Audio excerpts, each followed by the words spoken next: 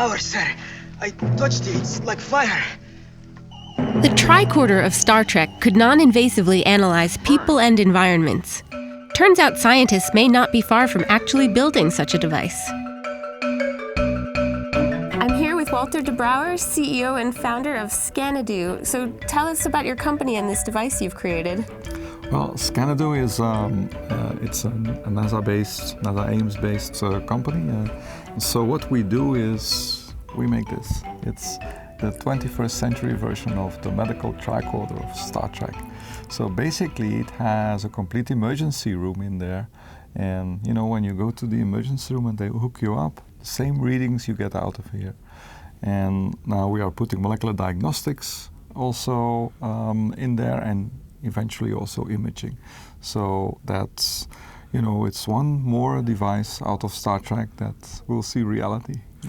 So just what kind of information can I get from this device? Well, let's try it out on you perhaps. All right. Yeah. So I'd like you to, in your left hand, and put your thumb here and your finger here on the electrodes.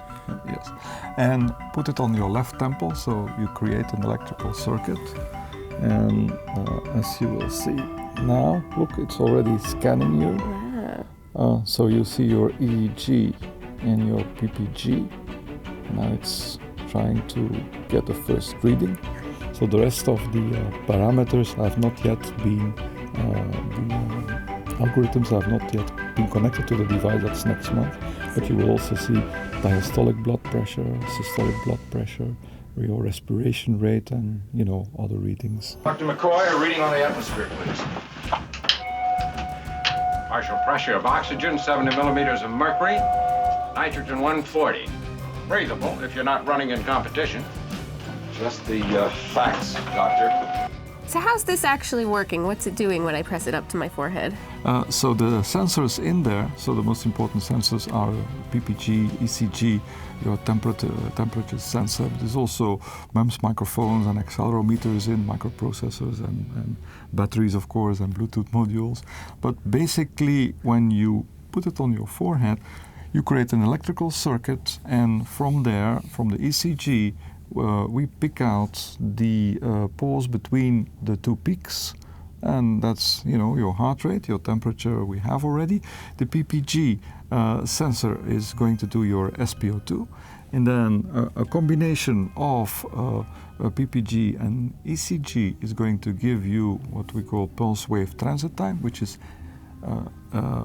just a transitional figure, because based on that, with our algorithms, and also, you know, a bit of history of how you use the device, we come at systolic and diastolic blood pressure.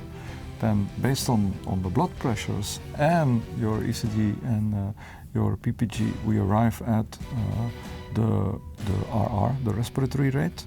Sometimes also by using the device and just putting it with the MEMS microphone here as a second specificity, you know, to be more sure.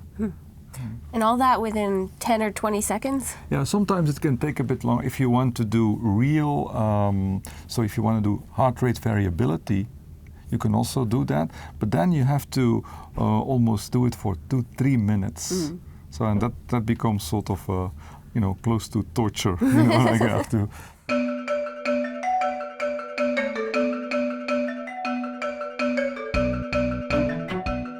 Do you see these being used in doctors' offices? It seems simpler than some of the tests they do when I go to my doctor.